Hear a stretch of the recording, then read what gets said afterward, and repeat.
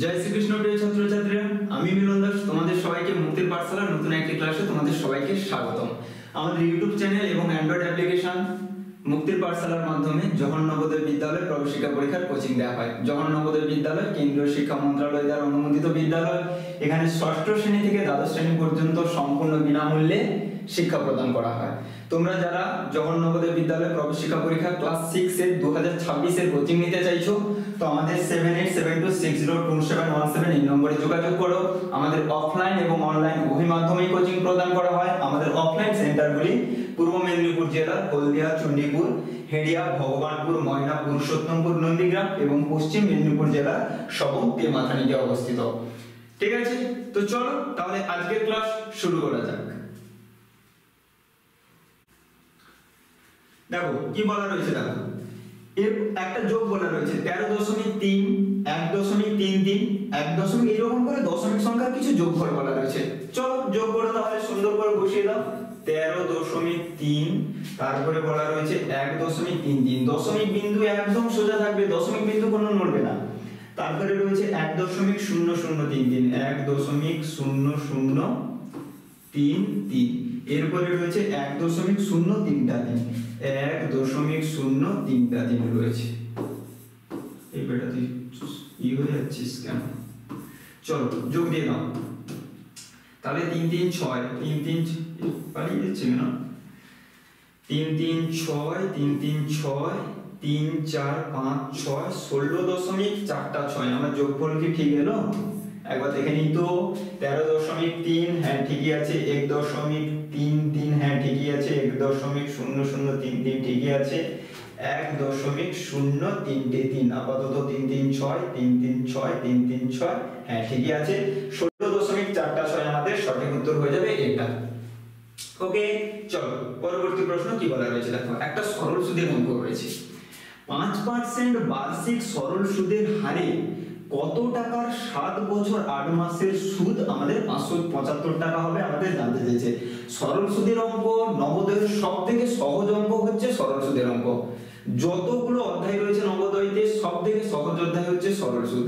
2-3টা formula মনে রাখলেই just বসিয়ে দেবো, অঙ্কে সবকিছু দেয়া থাকবে, তোমাকে জাস্ট ফর্মুলা মনে রেখে বসিয়ে দিতে হবে, দিলেই গল্প শেষ। চলো কি কি বলা রয়েছে দেখো। প্রথমে সরল সুদের হারটা দেয়া রয়েছে 5%, যেটাকে আমরা কি দিয়ে লিখি? আর দিয়ে লিখি। আর মানে কি? রেট অফ ইন্টারেস্ট, যেটা কত বলা রয়েছে? 5 বলা রয়েছে। এরপরে সময়টা বলা রয়েছে দেখো 7 বছর 8 মাস। সময়কে আমরা কি দ্বারা লিখি? টাইম দ্বারা লিখি, টি দিয়ে লিখি। কত বলা রয়েছে দেখো? 7 বছর 8 মাস। কিভাবে লিখছি দেখো, ভালো করে খেয়াল করবে। 7 বছর 8 মাস। তোমরা প্রত্যেকেই জানো সরল সুদের অঙ্কে সময়কে সর্বদা বছরে রাখতে হয়। যদি বছরে না থাকে তাহলে আমাদের বছরে করে নিতে হবে। তাহলে দেখো 7 বছরটা কিন্তু বছরে হয়ে আছে, তাহলে ওকে হাত লাগানোর কিছু দরকার নেই, রাগ করে যাবে। আমরা শুধু মাসটাকে বছরে করে নেব। কিভাবে করব দেখো, 7 বছরটা তো বছর হয়ে গেছে, ওকে আর খাটাখাটি করার দরকার নেই। কি করব দেখো, মাসটাকে শুধু বছরে করব। তাহলে মাসকে আমরা জানি বছর করতে হলে কি করতে হয়? 12 দিয়ে ভাগ করতে হয়। তাহলে সর্বদা সরল সুদের অঙ্কে সময়কে বছরে রাখবে, মাসে থাকলে 12 লিখবে, দিনে থাকলে 365 লিখবে। চলো এবার এটাকে একটু কাটাকুটি করে দাও। 4 কেটে দিলে 4 2 আর 4 3, তাহলে 7 পূর্ণ 2/3, একে অপ্রকৃত করে দিলে 7 3 21 আর 2 23/3 বছর। এই তাহলে যেটা বছর মাসে ছিল সেটাকে আমরা কিসে করে ফেললাম? বছরে করে ফেললাম। আর কি দেয়া রয়েছে দেখো? ইন্টারেস্ট, সুদ দেয়া রয়েছে। ইন্টারেস্ট যেটাকে আমরা আই দিয়ে লিখি, সেই সুদটা কত বলেছে? 575 টাকা। আমাদের কি বের করতে বলেছে? কত টাকা, অর্থাৎ আমাদের আসল মূলধন পিটা বের করতে বলেছে। তাহলে আসল নির্ণয়ের ফর্মুলা তোমরা কি জানো? 100 ইনটু আই মানে সুদ। সুদটা কত? 575। আর নিচে আমাদের কি লিখতে হয়? আর টি। আর কত বলেছে? 5, টিটা কত বলেছে? 23/3। লেখাটা দেখো 23, এই যে 3, নিচের ভগ্নাংশ সর্বদা উল্টে যায়, নিচের ভগ্নাংশ সর্বদা উল্টে যায়। 23/3। তাহলে কোনো একটা ভগ্নাংশের হরে যদি কোনো ভগ্নাংশ থাকে, সেই হরের ভগ্নাংশটাকে উল্টে লিখবে, অর্থাৎ লবটাকে উপরে লিখবে, সরি হরটাকে উপরে লিখবে, লবটাকে নিচে লিখবে। চলো এবারে কাটাকুটি দাও তো। 5 এ কেটে দিচ্ছি, 5 20 100। 23 এ কেটে দিলে 23 এ চলে যাবে, 23 2 এ আমাদের হয়ে যায় 46। মানে কত নাম্বার বলো তো? 115। 23 5 এ চলে যাবে। তাহলে 25 3 75 2 150, 1500 টাকা আমাদের সঠিক উত্তর হয়ে যাবে অপশন এ। আমার যদি কোথাও কাটাকুটি ভুল না হয় তাহলে 1500 টাকায় সঠিক উত্তর আসবে। ভুল তো কোথাও দেখতে পাচ্ছি না, ঠিক আছে। চলো 25 3 75, হাতে 2, 25 2 7, ঠিক আছে, হ্যাঁ ঠিক আছে, কোনো অসুবিধা নেই।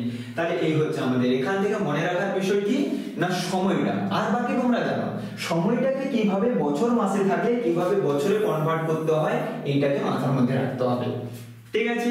চলো তাহলে চলে আসছি পরবর্তী অঙ্কের। পরবর্তী অঙ্ক কি বলেছে দেখো, একটি আয়তক্ষেত্রাকার কাগজের দৈর্ঘ্য 48 সেমি এবং প্রস্থ 36 সেমি। কাগজটির কর্ণগুলিতে 8 সেমি বাহু বিশিষ্ট 4টি বর্গাকার অংশ কেটে নেওয়া হয় এবং অবশিষ্ট অংশ ভাঁজ করে একটি খোলা আয়তাকার বাক্স তৈরি করা হয়। বাক্সের আয়তন কত? খুব ভালো একটা প্রশ্ন বলা রয়েছে, কিন্তু সহজ। এত বড় বলা রয়েছে, প্রশ্ন পড়ে জটিল মনে হবে, কিন্তু যখন বুঝিয়ে দেবো না বলবে তো অঙ্কের মধ্যে কিছুই নেই। দেখো কি বলা রয়েছে, একটা আয়তক্ষেত্রাকার কাগজ বলেছে। আমি প্রথমে এইরকম একটা আয়তক্ষেত্রাকার কাগজ অঙ্কন করে নিলাম, হয়েছে। এবারে দেখো তার দৈর্ঘ্য প্রস্থ দেওয়া রয়েছে, দৈর্ঘ্যটা 48 বলা রয়েছে, প্রস্থটা 36 বলা রয়েছে, খুব ভালো কথা। এবারে কি বলা রয়েছে, এই কাগজটার কর্ণগুলিতে এই চার কোণে কি করব, কাগজ কেটে বের করে নেব। কেমন কাগজ কাটবো দেখো, 8 সেমি বাহু বিশিষ্ট 4টি বর্গাকার অংশ কেটে নেব। কিভাবে? এরকম সুন্দর করে কাঁচি দিয়ে এইরকম বর্গাকার অংশ কেটে বের করে নেব। 4টা অংশ থেকে এইরকম বর্গাকার অংশ কি করে নেব, কেটে বের করে নেব। তাহলে আমাদের আলটিমেট দেখতে কেমন হবে, আমাদের বাকি অংশটুকু দেখতে আমাদের কেমন হয়ে যাবে,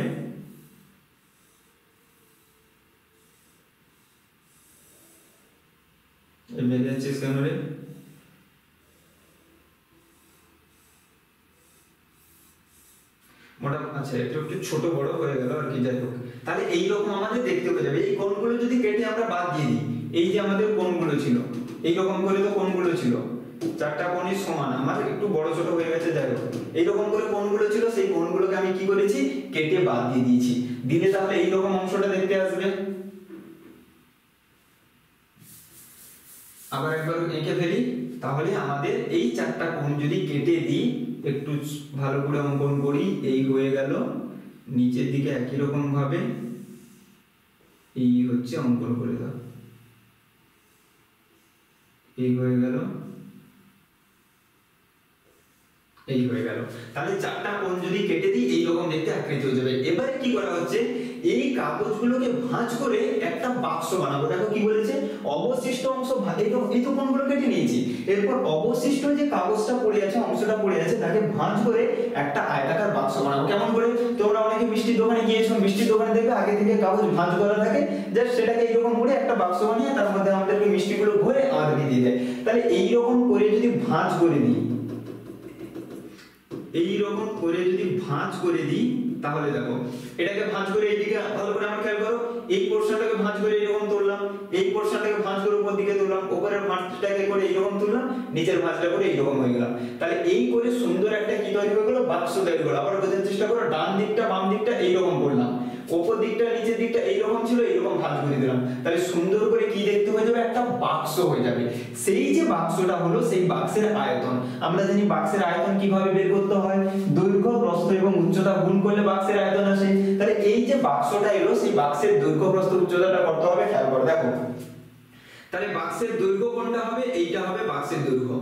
এটা কত দেখো, এই পুরোটা কত ছিল, এই পুরোটা আমাদের ছিল 48, এদিকে 8 সেন্টিমিটার বাদ দিয়ে দিয়েছি, এইদিকে 8 সেন্টিমিটার বাদ দিয়ে দিয়েছি। তাহলে কত বাদ হয়ে গেল, ছিল পুরোটা 48, এইদিকে 8 এইদিকে 8, অর্থাৎ 8 আর 16 বাদ দিয়ে দিলাম। তাহলে আমাদের থাকলো কত, 8 থেকে 6 বাদ দিলে 2, 32 সেন্টিমিটার থাকলো, হয়েছে।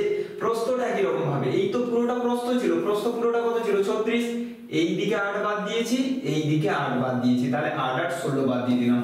তাহলে 36 থেকে 16 বাদ দিলে আমাদের প্রস্থ কত পড়ে থাকছে 30। তাহলে অবশিষ্ট যে কাগজটা পড়ে আছে, যেটা দিয়ে আমরা বাক্স বানিয়েছি, তার দৈর্ঘ্য কত আসবে, তার দৈর্ঘ্য আসবে 32 এবং তার প্রস্থ আসবে কত, প্রস্থ আসবে 30।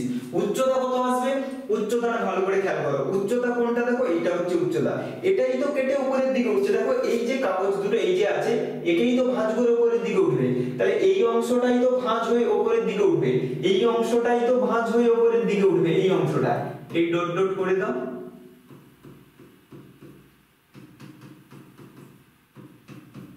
তাহলে এই যে অংশটা এটাই তো ভাঁজের উপরে উঠবে, তাহলে এইটার দৈর্ঘ্য কত, এটার দৈর্ঘ্য হচ্ছে 8। তাহলে আমাদের যে বাকি যে বাক্সটা পাবো সেই বাক্সের দৈর্ঘ্য হয়ে যাবে 32 সেমি, প্রস্থ হয়ে যাবে 30 সেমি। আচ্ছা বিয়োগ ঠিকঠাক বললাম তো, 6 2 8 3 1 4, হ্যাঁ ঠিক আছে। আর উচ্চতা আমাদের কত হয়ে যাবে 8 সেমি। আয়তন বের করতে বলেছে, গুণ করে দাও 32 30 এবং 8 গুণ করে দাও। তাহলে গুণ করলে কত হয়ে যাবে দেখো, 8 রয়েছে, একটা একটা করে গুণ করো, আপাকের কিছু নেই। 8 2 16 6 হাতে থাকলো 1, সরি 8 2 16 6 হাতে 1, 8 3 24 থেকে 25, তার সঙ্গে আমরা কত গুণ করব, 30 গুণ করব।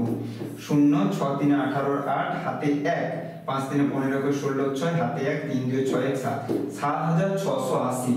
আমার কোথাও ভুল হয়ে গেছে জানো তো, মিলছে না। 48 থেকে 8 8 16 বাদ দেব, 8 থেকে 6 বাদ দিই, এই যে ভুল হয়ে গেছে। 36 থেকে 16 বাদ দিয়ে আমি 30 লিখে দিয়েছি, এই যে এইখানে ভুলটা হয়ে গেছে। 36 থেকে 16 বাদ দিলে আমাদের কত হয়ে যাবে, 20 হয়ে যাবে। 6 থেকে 6 বাদ দিলে 0, 3 থেকে 1 বাদ দিলে 2, 20 হয়ে যাবে। চলো এবারে গুণ দাও, 32 20 আর হচ্ছে 8, এবারে গুণ দাও। 8 2 32 আর 8 গুণ করে আমাদের আবার বেকারই হয়ে গেল। 8 2 16 6 হাতে 1, 8 3 24 থেকে 25, 256 কে 20 দিয়ে গুণ করব। 0 6 2 12 2 হাতে 1, 5 2 10 1 11 1, 6 2 12 2 হাতে 1, 5 2 10 1 11 1 হাতে 1, 2 2 4 1 5, 5120 ঘন সেমি। আর একটা কথা তোমাদের প্রত্যেকটা ক্লাসে যেমন বলি যে পদ্ধতিটা ভালো করে মনে রাখতে হবে, বুঝে নিতে হবে। স্যারের ক্যালকুলেশন যদি কোথাও ভুল হয়ে যায় সেটা তোমাদেরকে কারেকশন করে নিতে হবে।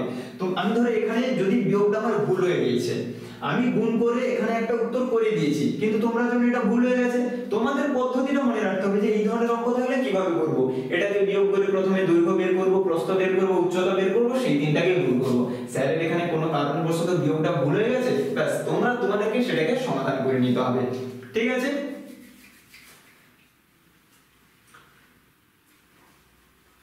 চলো পরবর্তী প্রশ্ন কি বলা রয়েছে দেখো, একটি পরীক্ষায় A 60% এবং B 30% নম্বর পেয়েছে, তাদের প্রাপ্ত নম্বরের যোগফল 783 হলে পরীক্ষায় মোট নম্বর কত জানতে চাইছে। এটা একদম সহজ প্রশ্ন।